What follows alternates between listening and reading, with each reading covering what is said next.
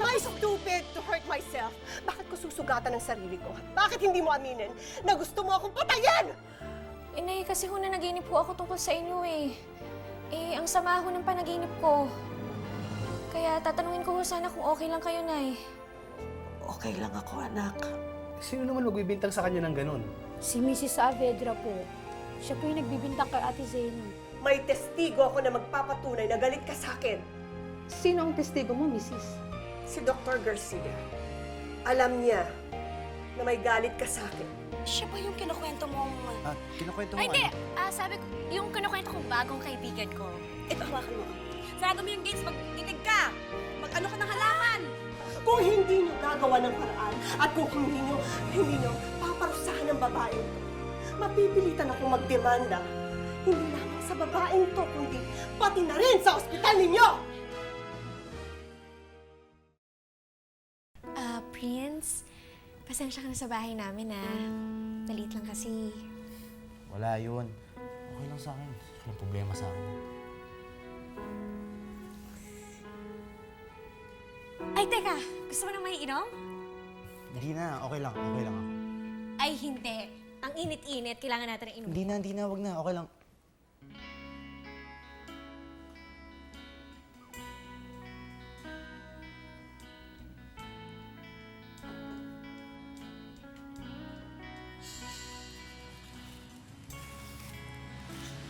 Anong hinihingiti-ngiti mo dyan? Wala. Kasi feeling ko, I can feel your heartbeat in your palm.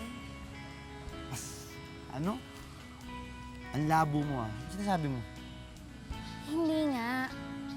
Kasi pag hawak ko yung kamay mo, iba yung pakiramdam ko. Kahit nakapikit ako, or kahit maghawakan nila ako ng ibang kamay to test me, I will know if it's you. Paano mo nga nalalaman? Kasi nga, I can feel your heart in your palm. Ramdam ko yung heartbeat mo hanggang sa kamay mo. Ako ba? Ramdam mo ba yung heartbeat ko sa palm ko? Heartbeat ka dyan. Ikaw kung anong sinasabi mo. Hindi ko nararamdaman. Luto mo lang ako eh.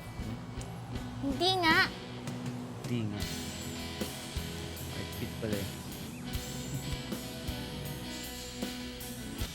Tama ka.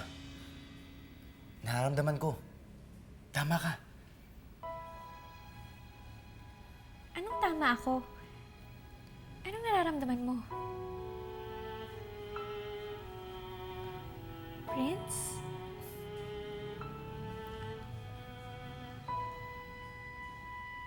Okay ka lang ba?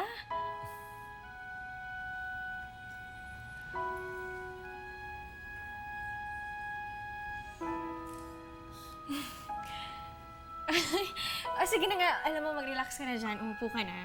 Magtitimpla lang ako ng juice, ha? Sige.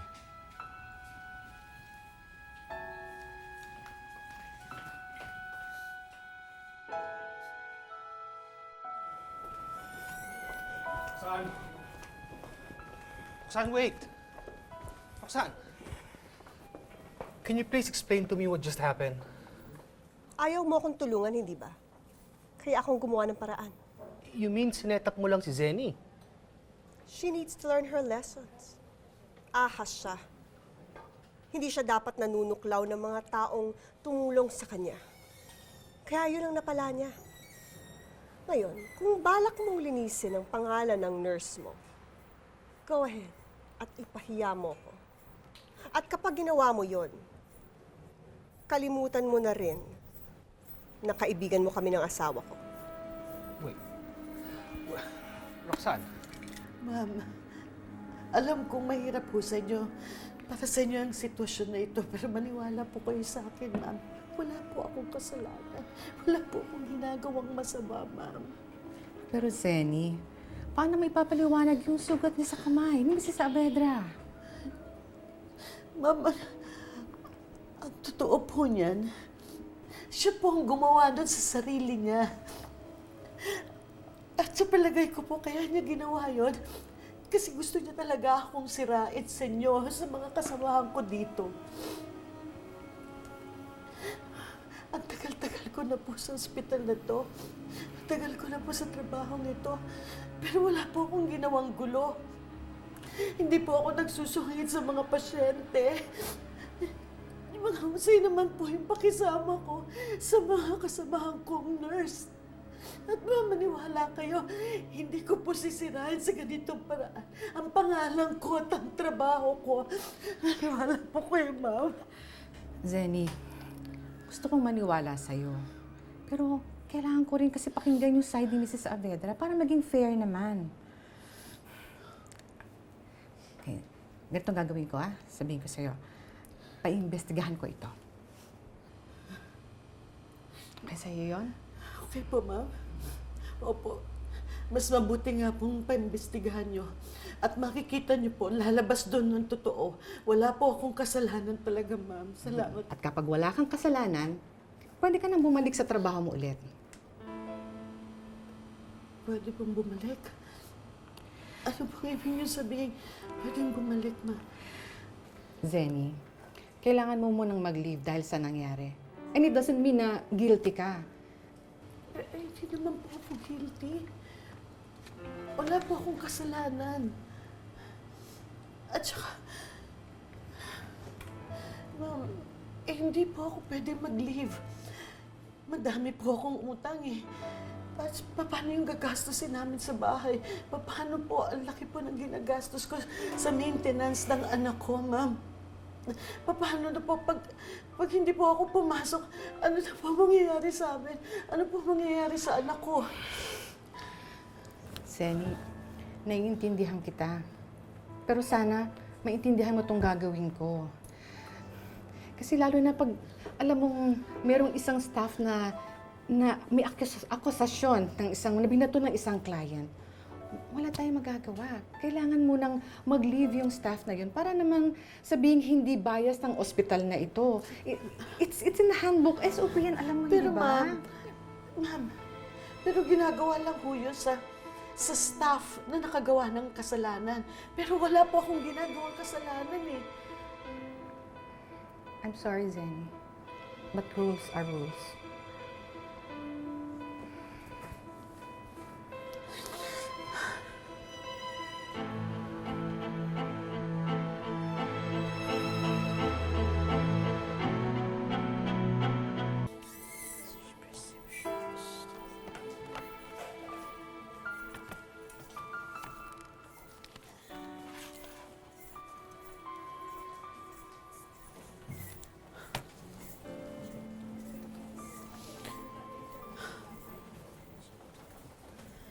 Uy, Ate Zenny. Ate, ano nangyari? Ano nakapag-desisyon na ba yung direktor? Ayoko munang pag-usapan, Apples. Gulong-gulong isip ko. Please lang. Sige po. Sorry po.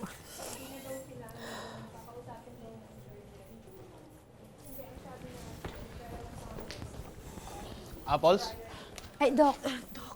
Doc, please. Doc, Dr. Leslie, mag-usap naman po tayo. Zenny, you know I like you very well. Kaya lang ayokong madamay sa away ninyo ni Roxanne. Kaibigan ko sila. Alam mo na kaibigan ko sila. Alam ko po yun, Doc. Kaya wala naman po kayong sinasabing masama sa akin eh. Kaya lang, bakit ho ganun si Mrs. Saavedra? Bakit niya ginawa sa akin yun? Alam niya ba kung anong mangyayari sa amin ni Lira sa ginawa niya? Ba't hindi siya ang kausapin mo? Nandito pa ho ba siya? Nasaan ho siya? Kakahatid ko lang sa kanya sa lobby. Baka nasa parking lot pa siya. But be careful, ha? Huwag ka magsasabi ng kahit anong masama na ikasasama mo. Salamat po, Doc. Salamat po.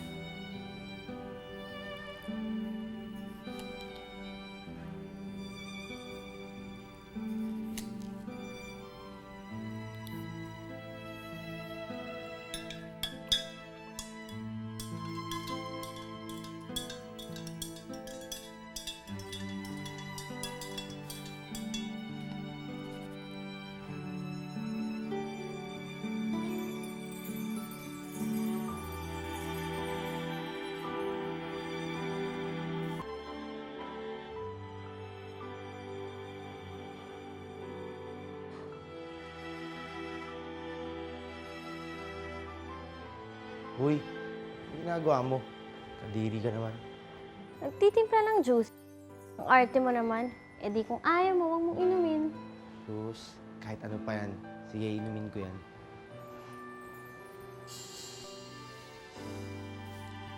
Ay, teka lang ako. Kuha lang ako ng ice.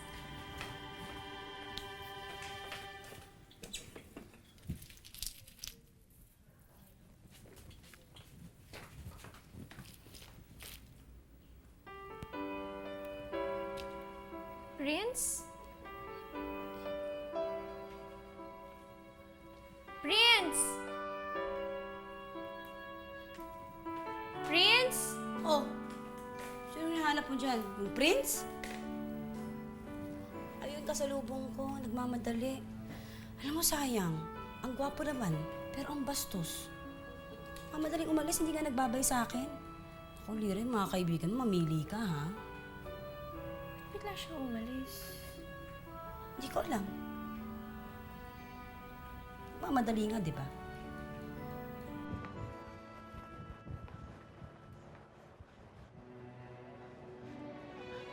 Roxanne! Roxanne!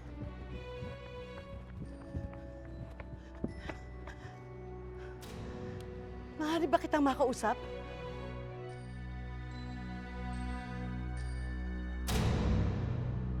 Akala ko mabait kang tao.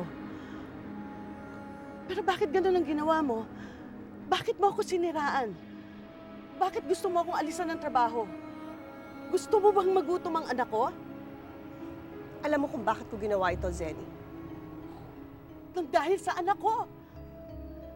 Dahil ayaw ko siyang ibigay sa'yo, ayaw ko na siyang makipagkita sa'yo. Pagkatapos ngayon, idadamay mo siya sa kaparusahan gusto mo sa akin? Anong klase kang tao? Anong klasik kang tao, Zenny? Sabi mo, ina ka rin. Sabi mo, naiintindihan mo ang mga pinagdaanan ko. Pero kung naiintindihan mo ko, bakit gusto mong ilayo sa akin ang anak mo? Mrs. Saavedra, sinagot ko na ang tanong na yan.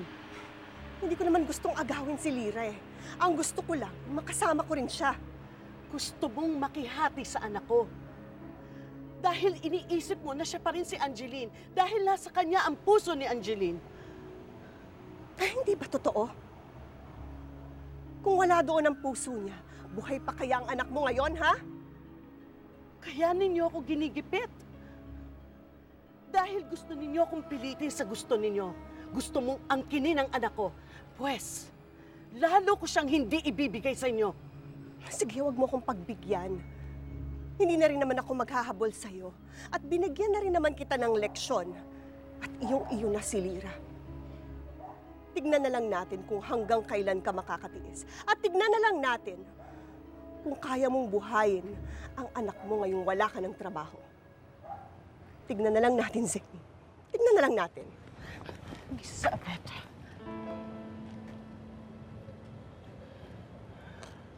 Huwag mong gawin ito.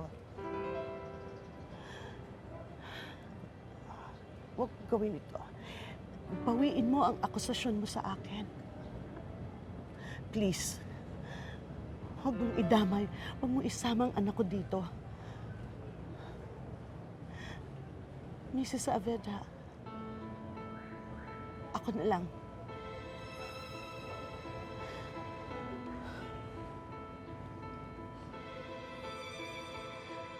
Ako na lang ang parusahan mo. Huwag si Lira. Huwag mong isamang anak ko.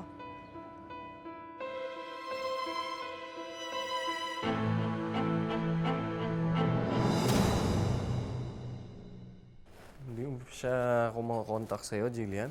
Not yet, Tito. I've been waiting nga for her call eh. O sige, kung sakasakaling magkausap kayo, pakitawagan mo lang ako kagad, ha? Sige ho. Okay.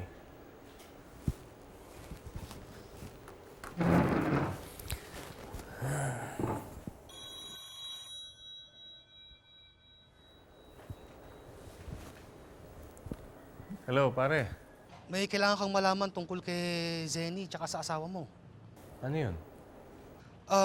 Well, ko na lang maingay kay Roxanne na sinabi ko sa ito. I really feel guilty. Ano nga yun, pare? Si Roxanne. Gumawa siya ng paraan para masira si Zenny dito sa ospital. At mukhang nagtagumpay siya. Pinag-leave muna ng direktor si Zenny dahil sa nangyari sa kanila. Ano? Linawin mo nga, pare. Ano ba talaga eksaktong nangyari? Mrs. Abed, huwag mong idamay si Lira. Huwag mong idamay ang anak ko.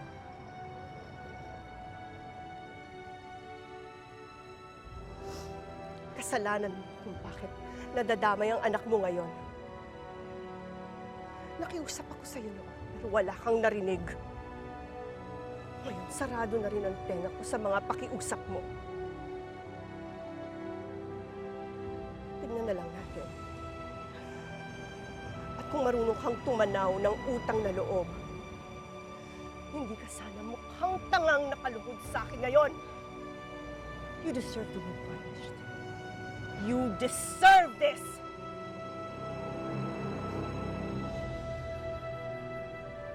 Huwag mong idamay si Lira. Huwag ang anak mo. Ako lang ang inaasahan ng anak ko.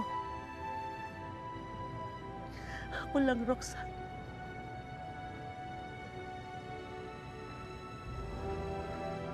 Wala na akong pakialam sa inyo ngayon. Wala na akong pakialam sa inyo!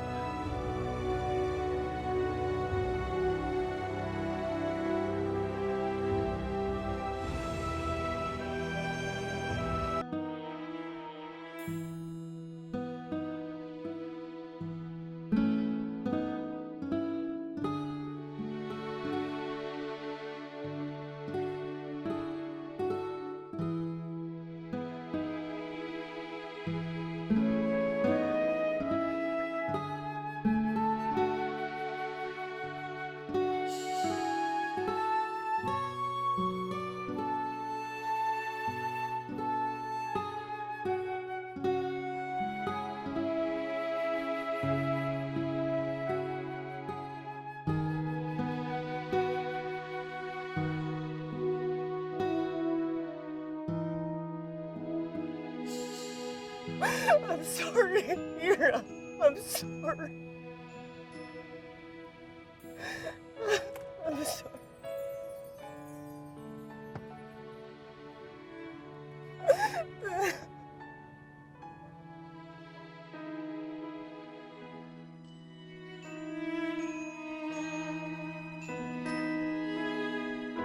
Ay, Ninang, wala naman ho akong sinabing masama para umalis siya. Ang sabi ko lang, magtitimpla ako ng juice. Tapos, hinawakan na yung kamay ko. Pero, pinigilan niya ako. Tinuloy ko pa din. Sandali. Hinawakan yung kamay mo? Alam ko na. Baka na-turn off. Hindi kaya yung kamay mo ay madumi, magaspa, may baku-bakong kuko, yung Ninang naman eh. Eh, bakit ganon? Bigla na lang umalis. Hindi man lang nagpaalam. Anong trip nun? Ewan ko ba? Ang weird talaga. Salita ka na? Weird. Maayos naman. Akala ko lang kasi. Hindi. Siyempre, lahat ng posibilidad kailangan i-consider natin. Diba?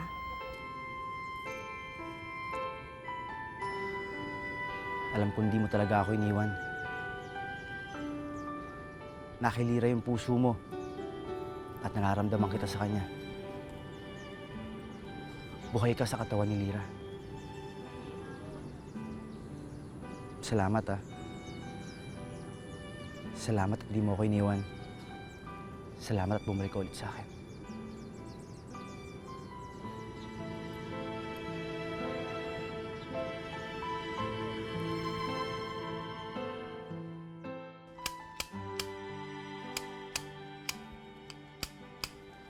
Ninang, Oo. huling gamot na po pala yung nainom ko kanina. Ganon? Eh, huwag ka mag-alala. Parating lang inay mo. Sasabihin ko sa kanya para makabili tayo ng gamot, ha? Sige ho. Nandito na ako. Oo, bili tayo ng gamot.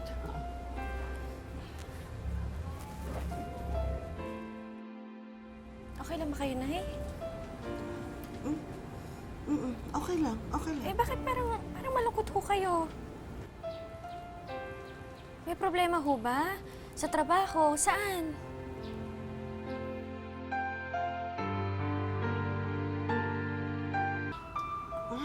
Wala. Walang problema. Sa trabaho, ayos naman. Wala, nahapo lang siguro ako sa sa biyahe. Napagod ako. Nay naman kasi, kung hindi kayo nagkukuripot, edi sana ginagamit niyo yung sasakyan niyo para hindi kayo napapagod, Nay. Lalo lang mabubulok yan kung hindi nyo gagamitin. Bukas gagamitin ko yan. Nay, okay lang ba kayo? Oo, okay lang. Ano ba yan? Pagod lang. Nagdadrama ba kayo mag-ina dito, ha? Imbis na tanong ka ng tanong kung okay ang inay mo, bakit kaya hindi ka na pumasok at initin mo yung pagkain niya? Ay, oo nga pala. Ay, Nay, maghahanda lang ko ng pagkain nyo, ah. Sige. Okay ka lang, Nay, ah. Oo, huwag mo akong isip. Bumiti ka kasi, Nay. Sige, huwag mo akong isipin. Sige po.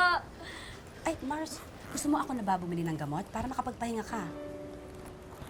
Ito na, bumili ka na nga.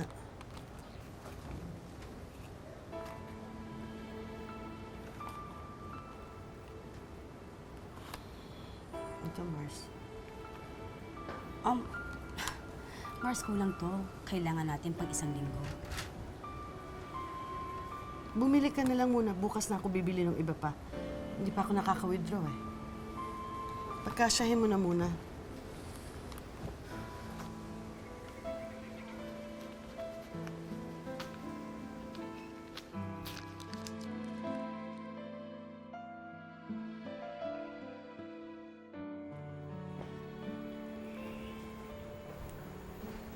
Hi, hon.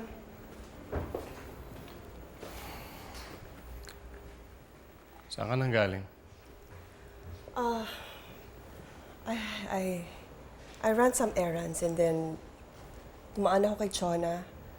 Medyo nasarapan ng kwentuhan kaya medyo natagalan kami.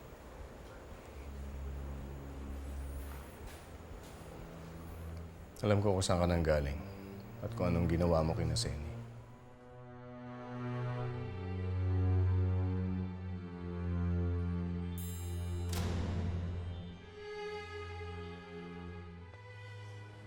Vanessa, ang ginagawa mo dito? Di ba sabi ko umuwi ka na? Vince, pasensya ka na doon sa ginawa ko kanina. Pero sana wag mo naman muna akong paalisin kasi ayoko pang umuwi sa amin eh.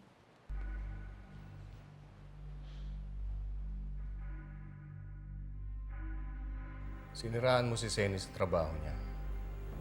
Bakit kailangan mong gawin yun?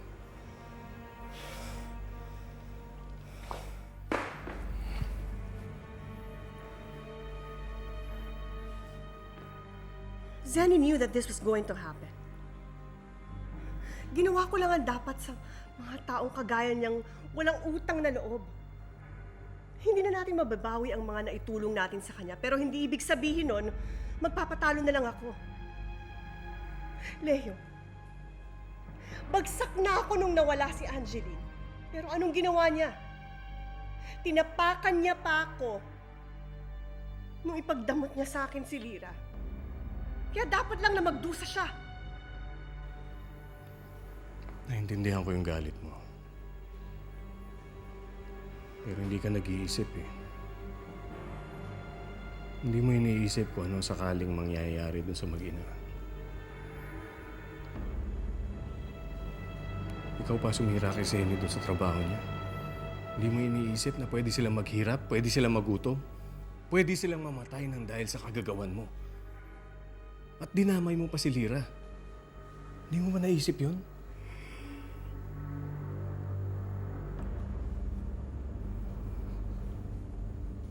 Kailan ka pa naging ganito, Roxanne?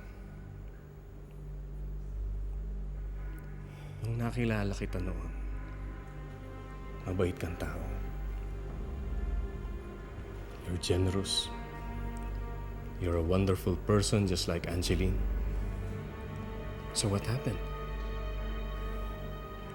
Nasaan na yung taong yun? Kailan ka pa naging masama? Leo, You just don't understand. Don't understand? Kahit naman sinong tao maiintindihan at malalaman na maling-mali yung mga ginagawa mo. Bukas na bukas, babalik tayo ng ospital at aayusin mo yung gulong ginawa mo kay Zeni. No! Paninindigan ko kung ano man ang sinabi ko laban kay Zeni. Kung hindi ko ginawa yun, hindi ko siya mapipilit na pagbigyan niya ako kay Lyra. Tama lang yun para matauhan siya. Para paghirap na siya. Siya mismo ang magdadala ng anak niya sa harapan ko. Kaya please, Leo, let me do this.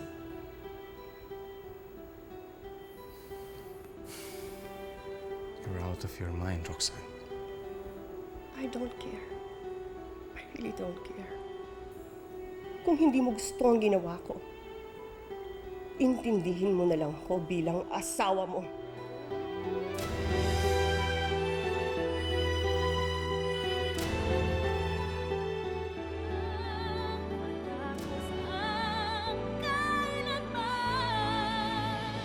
Pero papasama na lang ako kay Ninang mamaya sa ospital para makadalaw rin ako sa inyo. Hindi. Huwag na kayong pumunta sa ospital. Dito na lang kayo. Magbibihis na ako, ha?